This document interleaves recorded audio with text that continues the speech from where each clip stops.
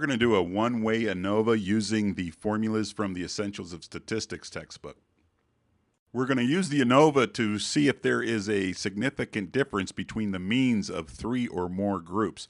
That word significant is important. That means that somebody did some math on it. All null hypotheses say the same thing, that there is no significant difference between the means of any group, and this is what it would look like. The alternative hypothesis always states the same thing, that there is at least one significant difference somewhere between the group means. The ANOVA calculations will generate an F-test statistic. We need to use a source table to do the calculations, and the source table is a source of the variance. Variance can come from two different sources. One is the between groups, is what we're kind of looking for, and it can also come from within groups. Your within group variance is also your error. Here's the source table. We're going to use that to go ahead and calculate our F score, or our F test statistic. I'm going to try something different here. I'm going to try to explain this thing backwards. So your F score is calculated by dividing your mean square of your between groups, that's the little a, divide that by your mean square of within groups, that's your S sub a. So what we need to do first is find the mean squares of the between groups and within groups. So your F score is your mean squares of between groups divided by the mean squares of within groups. That's what this is. So this is how you find the mean squares of the between groups and the within groups.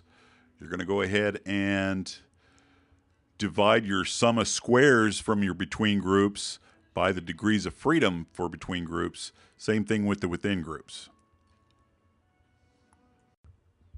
Here's the formulas you have to follow. You'll notice that the degrees of freedom between groups is the number of groups you have minus 1. In your textbook, I believe it's K minus 1. In other textbooks, it's A minus 1. And the degrees of freedom within groups is the number of groups you have times the number of individuals in a single group minus 1. In other textbooks, it's simply A times N minus 1. In your textbook, it is K times N minus 1.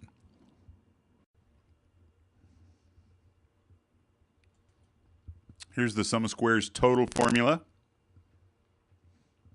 Sigma x squared minus sigma x, that whole chimichanga squared divided by big N. That's everybody in the study. So now you have all three formulas for the sum of squares between groups, within groups, and total. Something you should know, that the sum of squares between groups plus the sum of squares within groups has to equal the sum of squares total. So if you know two of the sum of squares, you should be able to figure out what the third one is. Let's put this all together and do an example problem. 3 groups of students had different algebra teachers. Each student was given a pre and a post test to assess the teacher's effectiveness, and the difference between the scores is what we're going to use as our DV. And here are the results. Teacher A, Teacher B, Teacher C. So we're going to check to see if there is a significant difference somewhere between these group scores. So here's your source table again. We're going to go ahead and figure out what the sum of squares are for the between groups and within groups and the total. So let's go ahead and get started. Step 1. Find the sum of squares between groups. There's the formula.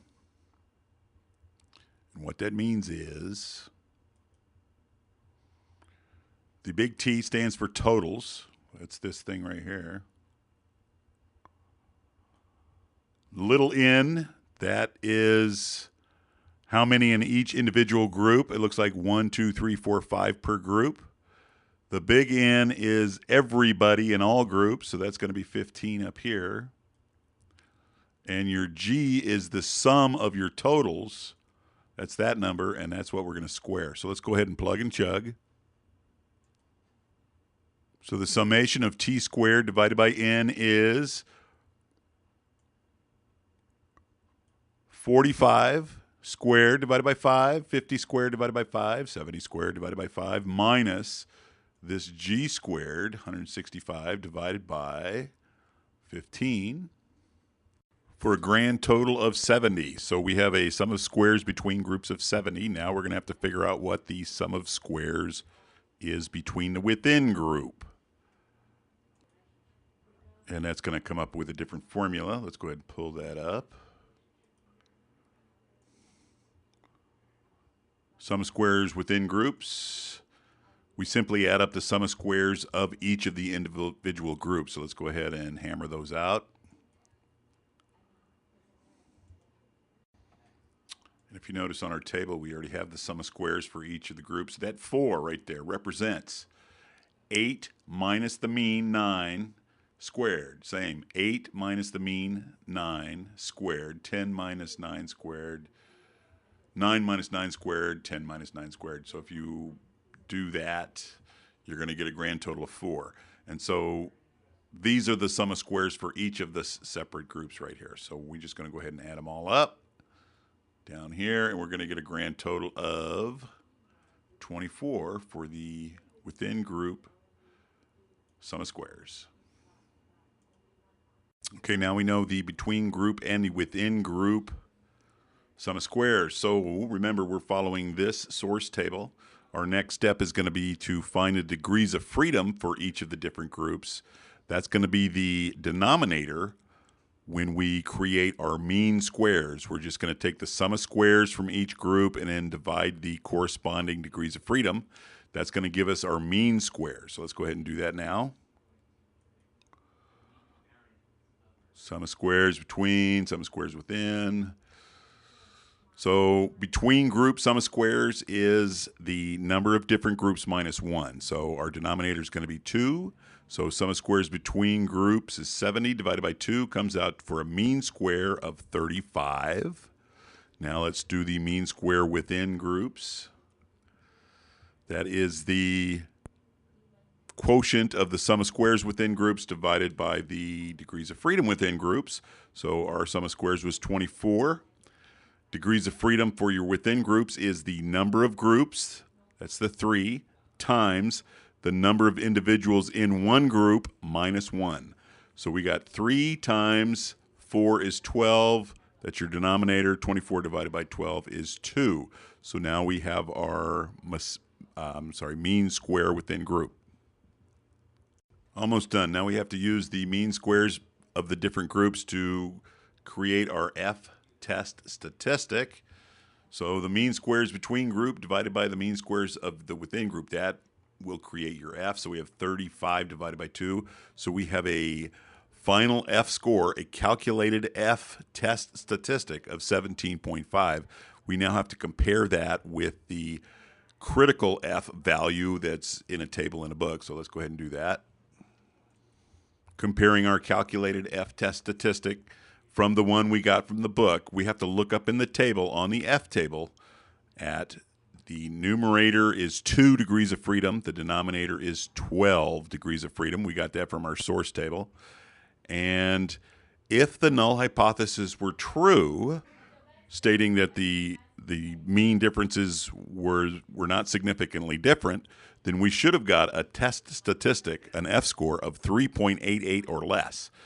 All right, last thing we're going to do is compare our calculated F with the F from the book, or that's also called the critical F, and ours is much bigger. Therefore, we decide to reject the null. That is our final thing we're going to do. So we have proved that there is a significant difference somewhere between those group means. With ANOVAs, there's 3 things to check. The first thing is significance. That's what we just did with the F-test. And the second thing is the effect size. So let's look into that real quick. We use the eta squared here to represent effect size. Eta squared measures the treatment effect. In other words, the variance in the test scores depends on which teacher the student had. So we're going to get the eta squared, the effect size, by comparing the between group variance, that's between the different teachers, to the overall variance. And here's the formula for that. And if you remember, the sum of squares total has to equal the sum of squares between groups plus the within groups. And this is what we calculated earlier. To figure out the sum of squares total, we just added the between groups and within groups, which gives us 70 over 94. We're going to turn that into a decimal. So it comes out to be about 74.47%. What that means is roughly 75% of the variance in the different test scores can be attributed to which teacher they had. So that is your eta squared, your effect size. And that's it. Hope you liked it. MGZ out.